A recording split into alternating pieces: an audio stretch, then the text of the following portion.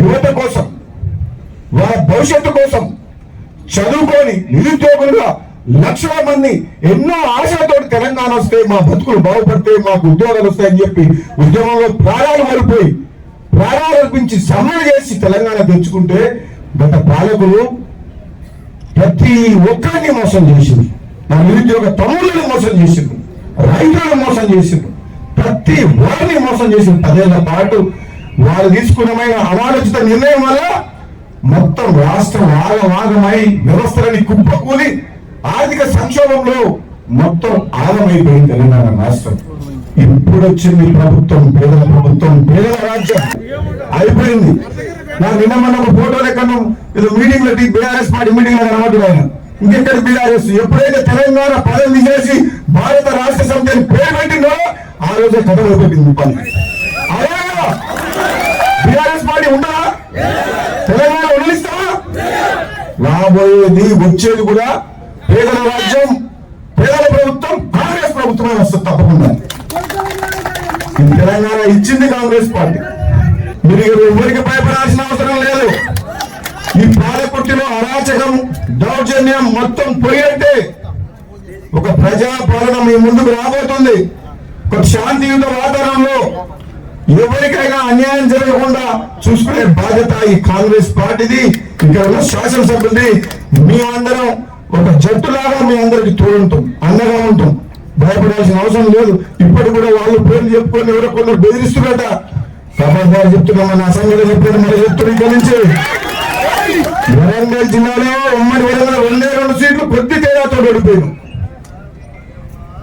పెద్ద పెద్దలు అందరూ కూడా లెక్కలు తప్పు, ఆచరణ తక్కువనే.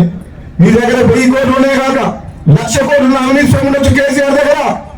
ఇది ప్రజలు అనుకుంటే నేను ఏం చేసిందో ఎక్కడ తీసుకుపోయి చూసింది. నేనేమో పాముల్లో పోయి రిటైర్ అవుతాను అనుకున్నా, కానీ కాదు నిలబడ్డాడు. నేను రిటైర్ అవుతుండొచ్చు, కేటీఆర్ అమలుగా పోతుండొచ్చు, కవిత ఇంకోటి ఉంటే జైలు పోతానని నేను అనుకున్నాను.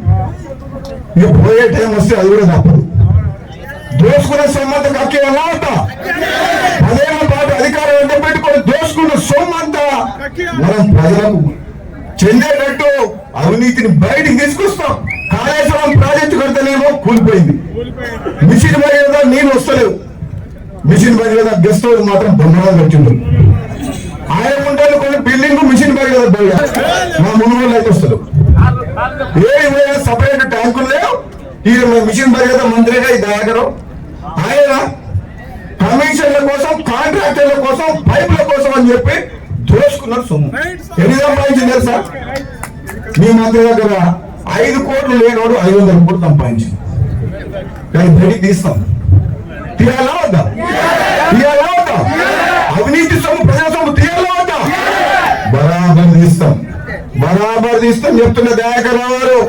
నన్ను ఓడగొడుతుంది కొంతమంది. మునుగోడుకు